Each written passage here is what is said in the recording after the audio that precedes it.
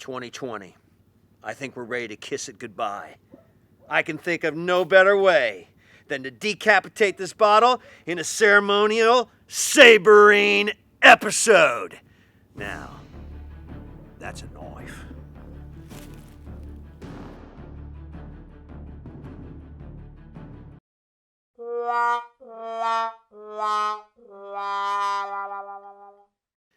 Goodbye, 2020.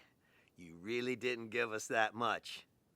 Maybe you gave us a lot, but not enough.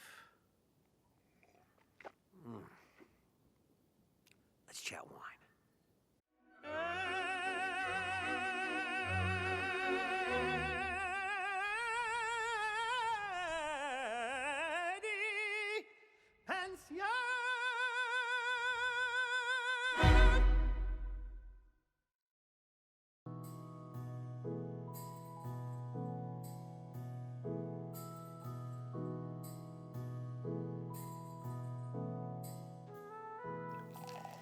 Well, look at all that froth. Where the heck was that froth when we popped that cork so beautifully? It shot the cork and then everything kind of went like that.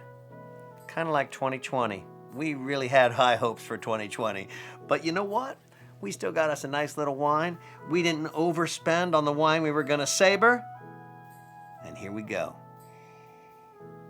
Welcome to my channel. I'm John Hartledge. Let's talk about champagne today as we get ready to kiss 2020 goodbye. So I sabred the bottle. A lot of fun, little cheeky, but there is a couple of little secrets that I'll just kind of, cue you in on. Most every bottle is molded in a way that there's a seam. So if you kind of look at it, you can find out where the seam is. And it doesn't have to be a Crocodile Dundee knife.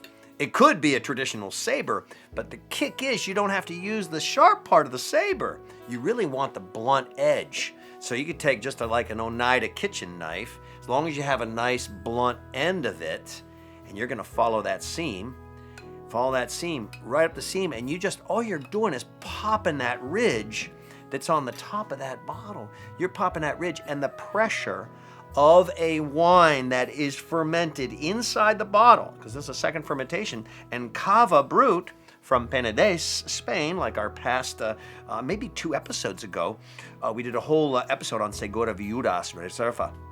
Really nice quality.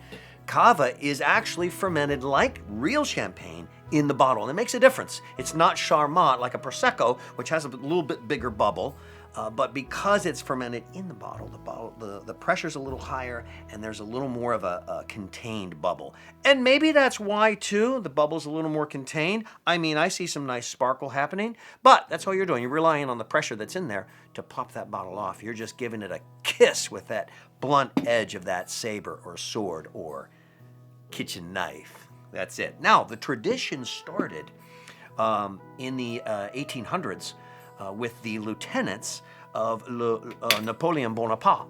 They would visit Dame Clicquot. She was like the dame that everybody wanted to marry because she had many lands, which became Veuve Clicquot, right? She was the widow Clicquot, Veuve Clicquot. But they would visit her to kind of woo her, possibly, think maybe she might marry one of them. The lieutenants would they started visiting her weekly, and they would all have these luncheons, and she was great. I'll have a bunch of suitors for lunch. And they'd all come on horseback, and as a salute to her when they would leave, because of course she would give them a bottle of champagne. As they were leaving, they would literally take out their sabers and saber the bottles from the horseback as they were riding out. So it became kind of a tradition to saber a bottle for very special events. So I thought that'd be a lot of fun, but that's kind of the trick to it. But I didn't want to spend $30 and saber a bottle and lose some of it, So we do it that way, but we're gonna open up a real champagne. Let me see, I'm gonna put this over there. So sparkles is nice. We're gonna open up a wine that actually has a really good value. So it's Champagne Jacquart. It's actually a young champagne house. They started in 1964. 1964 is young when you're talking major houses and centuries of wine tradition in a country like France with that wine history. So also such a great value. This is their regular non-vintage blend. Actually has a little more Chardonnay than Pinot Noir, but it has the three main grapes. It has a little Chardonnay, almost even, 40% Chardonnay, 33 or 30% basically Pinot Noir, and then filled in with Pinot Meunier, those three main grapes. And I'm just gonna go over opening this, but the style they're going for is a style that usually isn't my personal taste. I love this area. There's two main areas. There's a bunch of areas within Champagne, but the two that are most well known, Épernay, Moet and Chandon, Dom Pérignon, that's the same house, and Reims. So Louis Roederer Brut Premier, one of my standard go-tos, and this, Reims, the Jacquart. So I'm really looking forward to tasting it. It's been highly rated. Now, most of the champagnes have a little foil piece where they kind of indicate where to kind of open it. So you open it and see, you've got your cage, because this is the protection, because there's a lot of pressure. This has been aging. Most champagne and cava is non-vintage, which means that it's a multiple vintage. It's a blend of vintages of wine that's been fermented. They blend and blend and blend and blend. With the champagne, you get more years involved, so that's part of the expense. It's a lot of years in making the wine, but it's a blend, so you get a lot of even year-to-year consistency. It's not one vintages. Now, they will claim vintages, and you will have a single vintage. Of course, very expensive, but the multiple vintage I actually prefer because it gives you a very consistent stylistic approach. Now, the style they're going for, as I said, is a little more light and frivolous and effervescent and delicate. I tend to like the creamy, rich, yeasty style like I get from most of the Reims, like Louis Roederer. But, so I got the cage off. Notice I'm very careful. Get that cage off. Sometimes, if you don't have the bottle chilled, it's going. Do not put it in the freezer. Do not put it in the freezer. Do not put it in the freezer. You will forget. The dog's gonna start barking at something. The other timer's gonna go off. You have to get the muffins out of the oven. Whatever, you're gonna get distracted and you'll have an explosion. It's just a mess. A lot of glass. Throw everything out in the freezer. Big cleanup. Don't do it. Chill in ice and water. But chill. You're going to be an easier time opening. Already it's loose. See how loosened a little bit? It's ready to pop. Ready to pop, but I'm keeping it from popping. Watch. Oh, look at that. Just release the pressure. There was a little bit of a gas explosion, but because I did it at least a little bit, sometimes you release that pressure, then you don't get the overflow. Now you've saved the bubbles. The CO2 is encased in the liquid. Now, why these glasses? Because this glass, it's festive. But other thing is because it kind of keeps the air off it, so you keep a little more of the CO2. A real wine approach to champagne uses a regular glass, much like the one I use for the cava, yes, like a white wine glass, because you're looking at the white fruit underneath the skin. Even though there's Pinot Noir in there, it's Pinot Noir fruit, and it's basically a white wine. But I've already gone about the fact that I need that for the schnozzle. So I'll use that glass when it's good to. But it's always challenging to pour into a tulip glass because all this froth hits that glass, nucleation point, immediately furs. And fuzz, furs. Anyway, it fuzzes and sparkles and fizzes so much that it wants to go boom. So you gotta find the right magic. So you gotta pour slow enough that you don't overflow, but also fast enough that it doesn't go down the bottle. And then you reach that magic point where the foam comes up and it starts to recede. When it recedes, you can start pouring faster. Watch what happens. Okay, wait, here we go. And ooh, see now there's all the foam coming. Oh, I got a good pace. I'm almost gonna run out of glass. Let's see, slow it down.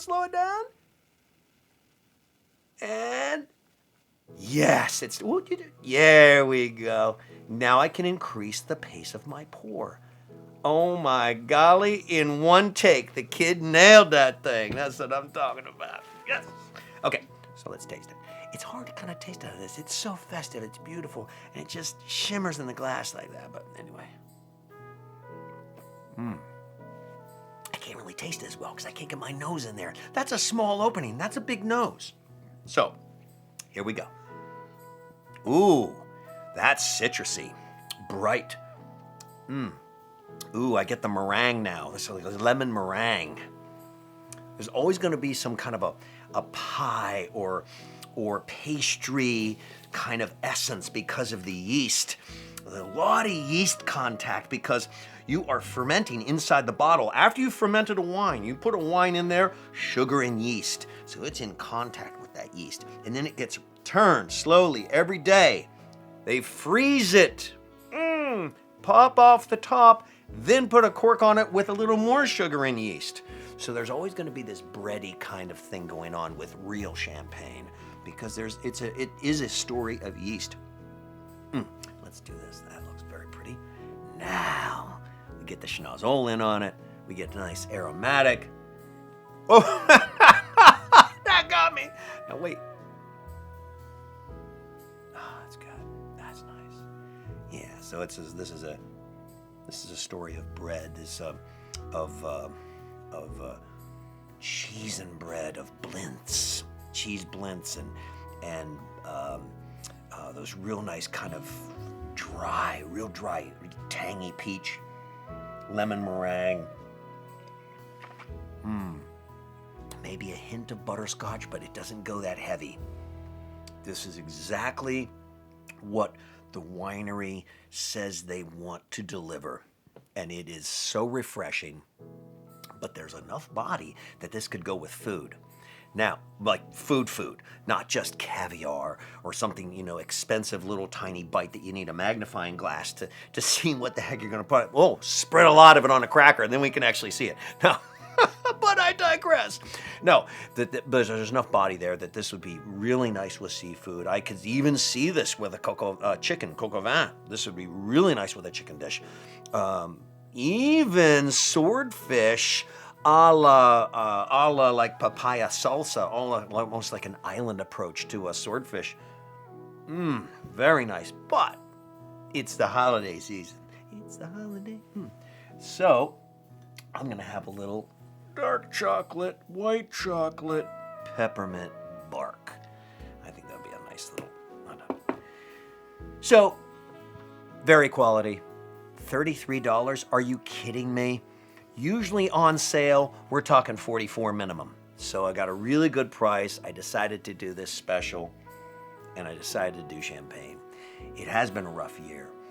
I encourage you all to find some bit of gratitude for the challenges that 2020 have given us. The pain, yes. The good that has come out of this. Let's embrace what has been great. Let us learn from what has been difficult. Let us find a way to accept our differences, just like we accept all the different styles of wine, all the different histories and stories. Some of these stories, yes, have dubious beginnings. Some of these traditions didn't come out of the best of circumstances, but we're here today in this moment. And I will say, if we can embrace our differences, we can find our commonalities. And I wish you in this new year, in this moment, the courage to choose not to just get more, not to just do more. I challenge you to take the chance to be more. All of us. And you know the song. For auld lang syne, my friends, for auld lang syne, we'll talk a cup of kindness yet, for auld lang syne. Cheers. Come see me again. Let's chat.